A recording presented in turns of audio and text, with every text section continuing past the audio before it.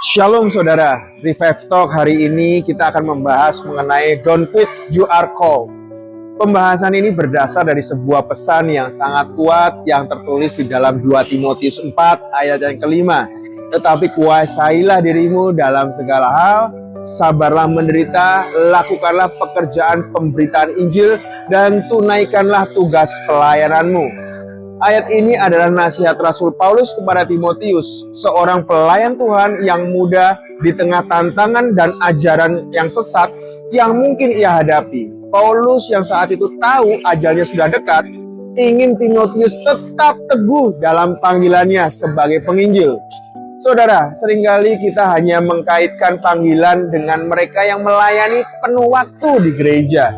Padahal Alkitab dengan jelas menyatakan bahwa setiap orang percaya memiliki panggilan dari Tuhan.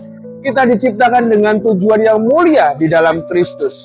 Entah saudara seorang ayah, seorang ibu, anak, mahasiswa, karyawan, pengusaha, atau apapun peran Anda dalam kehidupan ini, Anda memiliki panggilan dari Tuhan di tempat Anda berada. Dimanapun Tuhan menetapkan kita, di sanalah panggilan kita berada. Tugas kita adalah untuk menghidupi iman kita, memancarkan kasih Kristus, dan melakukan kebaikan bagi sesama. Namun, dunia dengan segala kemudahannya, zona nyaman yang membuat kita terlena, permasalahan hidup yang terkadang terasa berat, dan gaya hidup yang individualis yang semakin kuat, semua ini bisa menjadi penghalang kita bagi kita untuk sungguh-sungguh menghidupi panggilan Tuhan. Kita seringkali lebih memilih kenyamanan diri sendiri daripada keluar dan menjadi berkat bagi orang lain. Kita lebih mudah terseret oleh hal-hal duniawi sehingga melupakan tujuan utama kita diciptakan. Lalu bagaimana agar kita tidak terlambat atau bahkan gagal dalam memenuhi panggilan Tuhan? Pertama, kenalilah panggilan Anda. Mintalah hikmat dari Tuhan untuk memahami peran dan tanggung jawab yang telah Dia berikan kepada Anda. Apa talenta dan karunia yang Anda miliki? Bagaimana Anda bisa menggunakannya untuk kemuliaan Tuhan dan kebaikan sesama di lingkungan Anda. Yang kedua, kuasailah diri.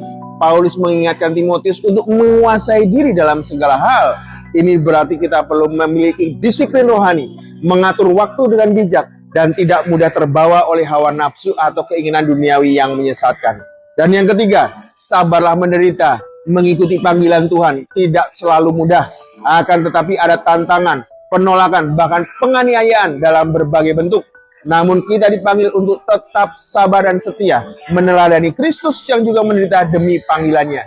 Dan yang keempat, lakukanlah pekerjaan pemberitaan Injil. Ini bukan tugas para penginjil profesional. Setiap kita dipanggil untuk menjadi saksi Kristus melalui perkataan dan perbuatan kita. Bagaimana orang lain bisa melihat Kristus melalui hidup Anda? Kelima, tunaikan tugas pelayananmu. Sekecil apapun tugas yang dipercayakan kepada Anda, lakukan dengan setia dan sungguh-sungguh sebagai bentuk pelayanan kepada Tuhan.